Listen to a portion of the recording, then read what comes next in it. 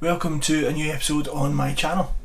Today we are talking about different types of barbecue grills, smokers, ceramic barbecues, fire pits, generally anything you use cooking with firewood or charcoal.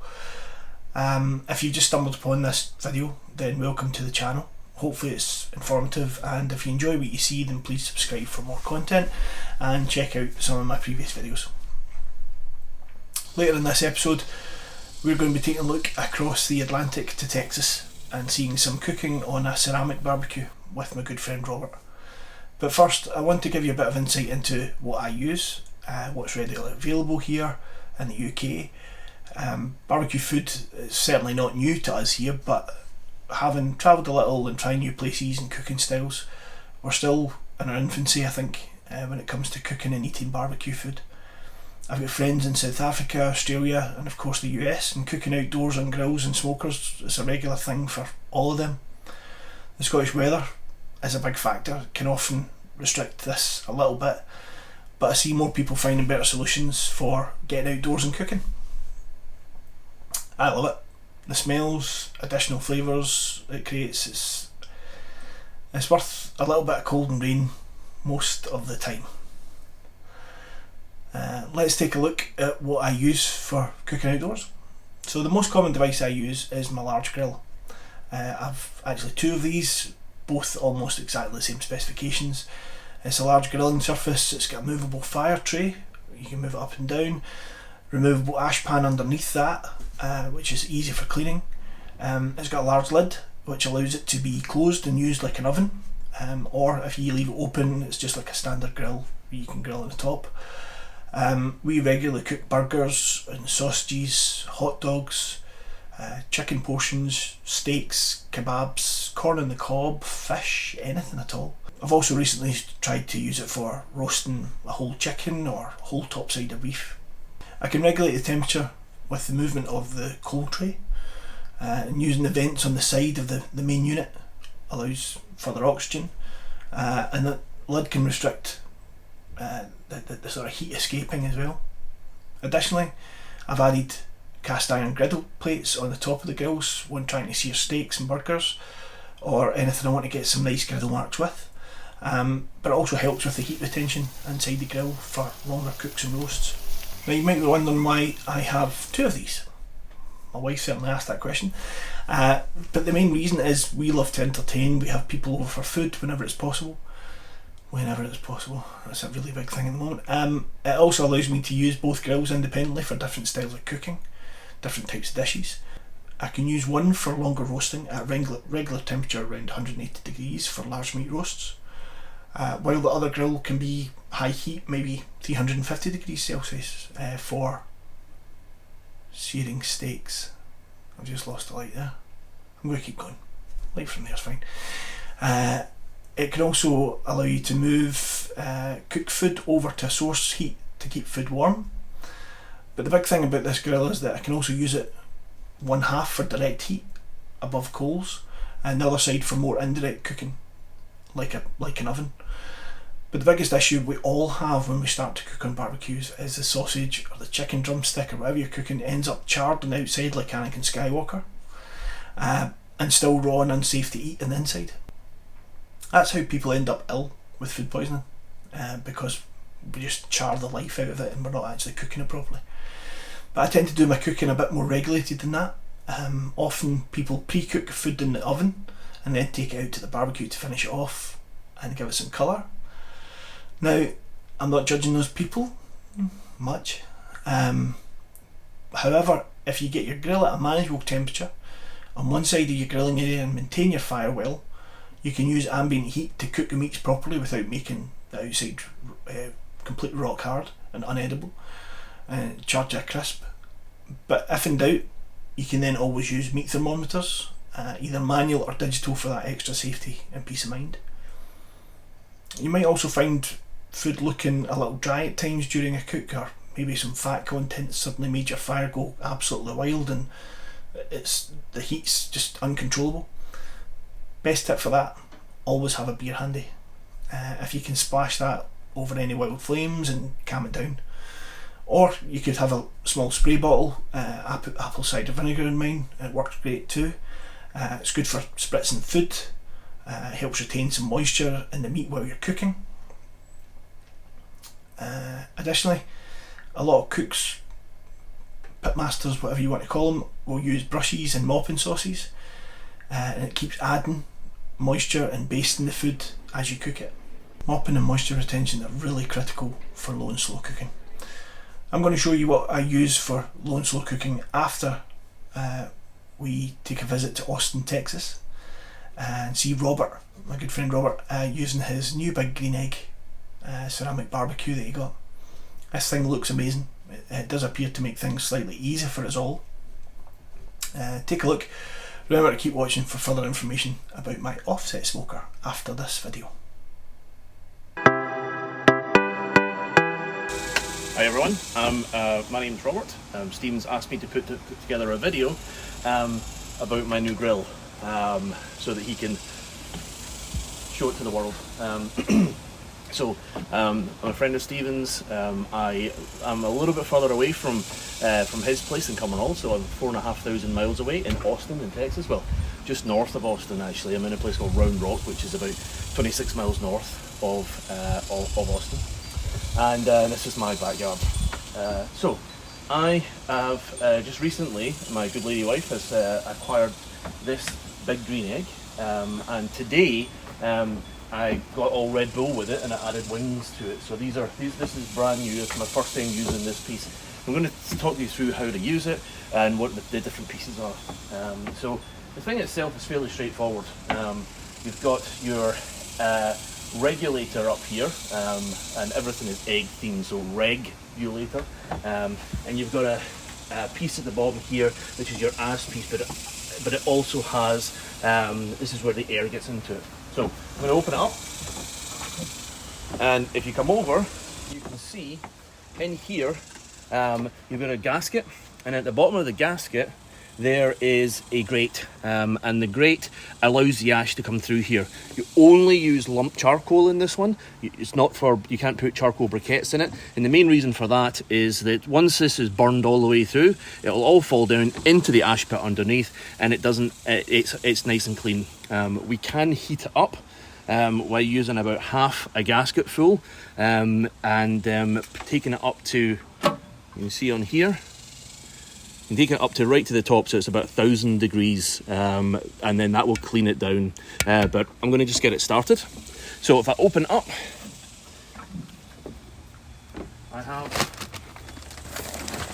Big Green Egg's special oak and hickory lumpwood charcoal. So what you do is fill it up to about the level of the bottom end of the gasket.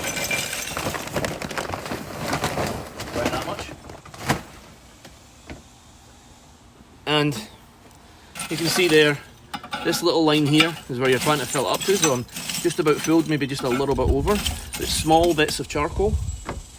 Okay, so these come with the Big Green Egg. Big Green Egg stuff is not cheap, but it is very, very good quality. These are speed lighters, and they go in here, inside, like so. And you just light those guys up. Here's one.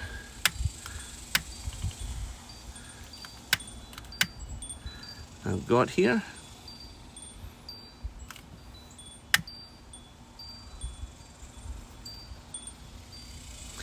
And you can use 2 or possibly even 3 of these, but the key thing when you are lighting is that the regulator at the top is open, and the ash pit underneath is also open. That'll let the air run through it.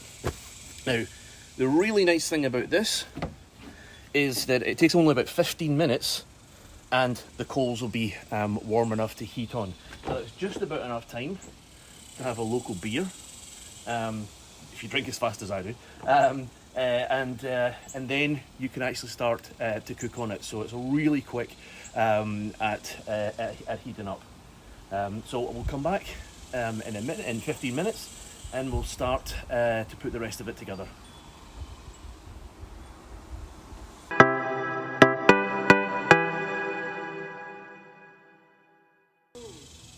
after 15 minutes, it starts to heat up. And you can see here we're now 20 minutes in. I've closed the lid after 15, and we're now up to 600. But you can see how quickly it is moving up and how quickly it is heating up. You can actually visibly see the heat in there. We're going to be cooking some steaks tonight, and with that in mind, we need it to be about 650 degrees to really get that sear on the steak. So you can see that moving in there. Now I'm going to slow it down just a little bit if you pull this back a bit. This is an important point when you're dealing with this. If I open this up right now and just open it up completely, I'll get a face full of 650 degrees heat, which will burn me.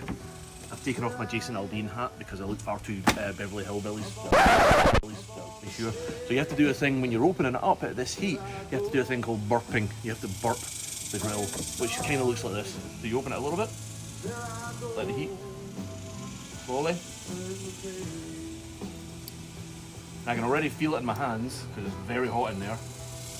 And I'll open it up. And if you bring it in, you can see what's happening now in here. So you need to keep it a little bit back because it's very, very warm. But you can see this is literally 20 minutes after the previous video. Previous part of the video. And you can see there, it's now all ablaze. So I'm going to give this another sort of 10 minutes, 5-10 minutes. We're going to get it just above the 650 degrees, and we're going to start to prepare the food. We're now well over the 650, and so in order to bring the temperature down and keep the temperature at a steady pace, I'm going to close the regulator up at the top here, and I'm going to close this over as well.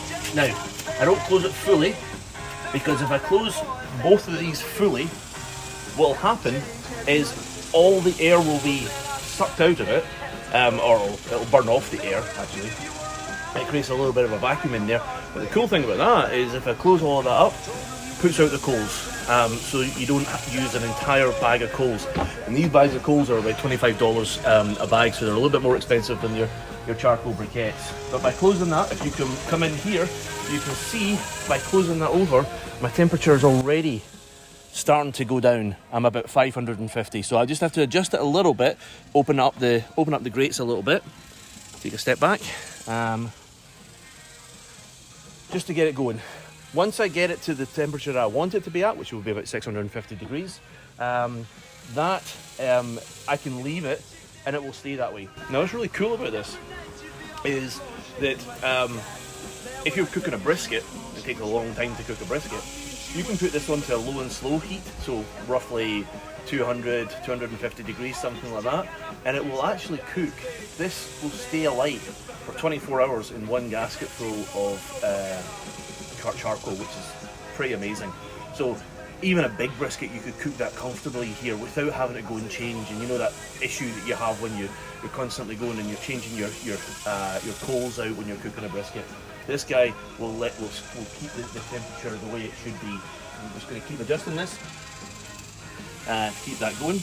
But so that's excellent. But even at the height of its heat, when you've got it in for cleaning at 1,000 degrees, it can still burn for up to 4 hours at 1,000 degrees. So that really cleans all the inside of it, and so on. So it's creeping back up again, and I just keep an eye on it. I keep an eye on it to make sure that it's getting to the temperature I want it to be. So it's about 600 just now, and I'm going to head up to 650.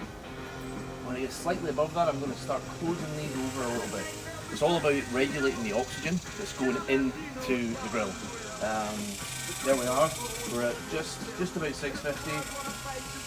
Yeah. So, and I've got it just at the right place for me. Now we're going to start preparing the food. So, as I mentioned earlier, I live in Round Rock, and we have a baseball team here called the Round Rock Express, who are closely associated with a guy called Nolan Ryan, who's a famous, I think, pitcher. I don't know anything about baseball, for the Texas Rangers back in the day, and he owns a whole bunch of different businesses around here, but just in the last couple of weeks he's opened a brand new butcher shop here in Round Rock, so I'm really excited about that, and I had my first visit to him today. So I've got here a couple of steaks that I bought from his place today, from his butcher shop today. First one here is a prime ribeye. So this is a nice ribeye steak, nice good size to it. And then we did get to it at the end of the day, so unfortunately they were running a little bit lower on the steak, so I had to get the two little cuts of sirloin that went with it. So what I'm going to do is I'm going to take the steaks, and I have left these out for about 30 minutes at room temperature. So they were in the fridge before, but now they're out for about 30 minutes at room temperature. That'll help with the cook and so on. We're still okay with the temperature. It's a little bit above the 650, but that's okay.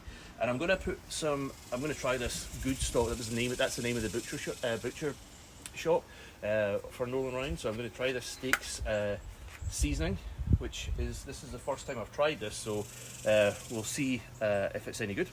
I've given it a quick shake anyway, so I'll put this on here, add it to the bowl, and I just rub it in. Rub the steak. It's about an inch thick, this one, which is great. I was going to get two of these, but the person in front of me in the shop bought the other one, so that's fine. We'll stick with the sirloin as well. So rubbed on both sides. Feeling a bit Jamie Oliver there. Right, we're right up. Temperature's right up at the moment, right? So I'm going to close it off a little bit, and I'm going to open it up. Now, I've got some canola oil here, which I'll use on the grill itself, just to try and keep a little bit of the make sure it doesn't stick in any way. Okay, put the ribeye on first. You hear that noise, and it is very, very hot as it goes on. The other one on. Now it's getting a little bit of flame as we put it on there, so I'm going to close that up to try and reduce the amount of flame that's going on it. Although we do want it flame grilled, but we want it to cook all the way through. So it's down at 500. I've closed it over a little bit. I've got over here my my toolkit. So this is going to take us all the way around the world. So we've got Stephen over in Scotland. We've got me here in the US, and this guy here was a friend of both mine and Stephen's, who prepared this James Bond style, bought this James Bond style barbecue kit, which has all the necessary pieces in it, including a way for us to inject the meat and so on. Yeah, so this is looking good. Okay. And you can see here you saw that, did you see what I did there? I lifted that up without burping it, and I nearly burnt my hand. I don't know if you saw the flame that shot up there. That was because I didn't burp it. Not even learning from my own mistakes. Okay. Now, there's 4 of us here, and they are all meat heathens. So unfortunately, I'm going to have to cook this till it's well done, rather than my usual, which would be a medium steak. So we'll come back when we're a little bit further on in the cook, and we'll discuss what we're going to do next.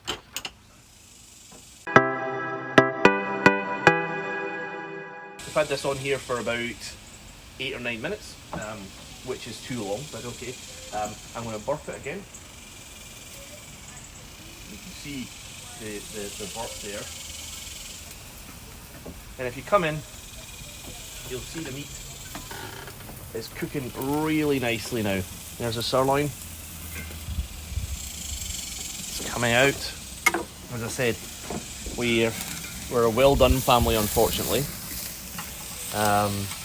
So we are gonna. It does need to be well cooked. So I will cut this, and hopefully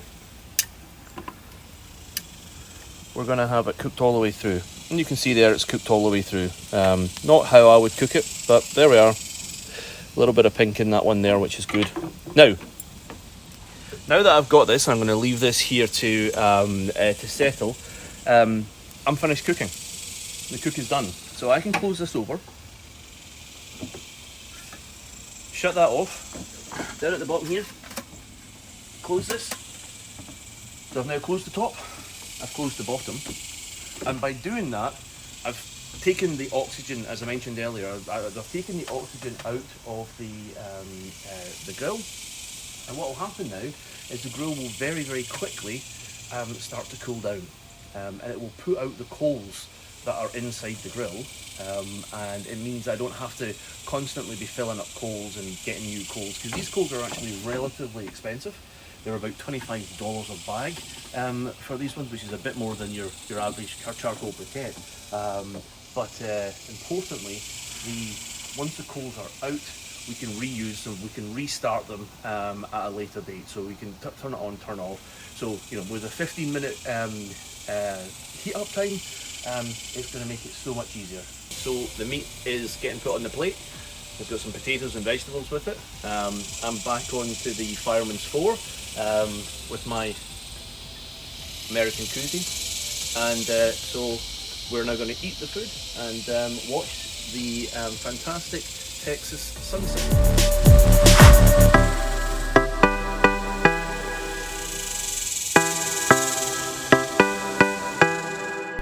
Thanks so much to Robert for doing that video, and for his wife Carol for not only making the purchase of the big green egg, but also being a fantastic camera operator there too.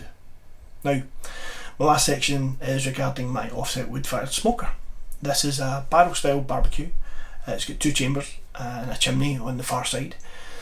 The way it works is that you use the small end section as a fire pit, adding your coals or your logs, could be wood chunks, wood chips, anything at all, and it generates both heat and smoke, which then heats and smokes the central cooking chamber, and the chimney provides a suction for the airflow to go across the meat that you place in that cooking area. And there's ventilation for regulating the temperature at the door of the fire pit, and there's a small section that you can change the airflow on the chimney. This version that I've got is a very cheap and cheerful version. Both the fire pit and the cooking area are fairly small, but it's effective, and I've cooked beef brisket, pork ribs, turkey, smoked fish on it.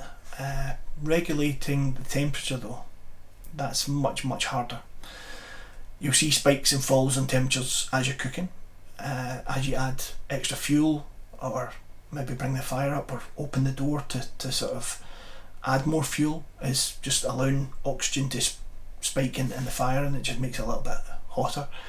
Briskets, I've been sometimes cooking 18 hours.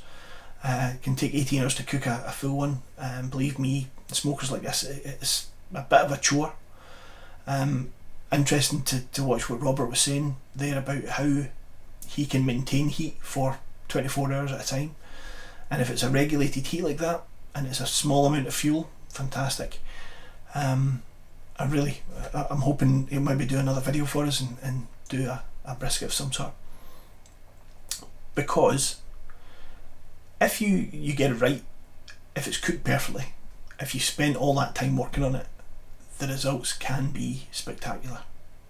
Absolutely. I mean, the food is just, I'm really passionate about food anyway, but the brisket is so soft, so full of flavour, lovely smoked flavour on the outside, a nice bark, and it's just lovely and tender.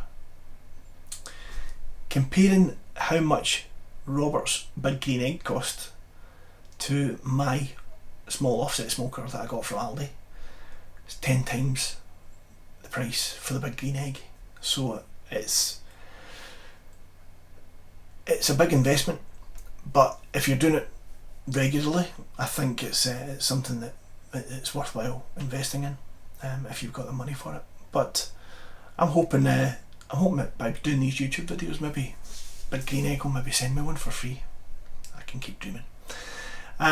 I did hope to do this video outside today, but the Scottish weather has been really up and down. You can see it's kind of bright, shining in the window at the moment, but the rain's not far away at the moment, and that's why I built my barbecue shed as well, just to try and allow me to get out, cook a little bit more, but stay away from the wind and the rain for a while. If you've liked this video, please subscribe, please hit the like button, please share it, feel free to share it. If you've got comments, if you've got your own grill, if you've got a particular type of cooking that you do, please let me know. I'm absolutely fascinated with food. I love eating. It's one of the things that's kept me going through this pandemic, is cooking and eating and enjoying different types of food. So if you've got anything you'd like to share, please do so in the comments below. Let me know what you think of the video, and I'll see you next time. Thanks for watching. Bye. Sure. So you have to do a thing when you're opening it up at this heat. You have to do a thing called burping. You have to burp the grill, which kind of looks like this. So you open it a little bit, let the heat slowly. I can already feel it in my hands.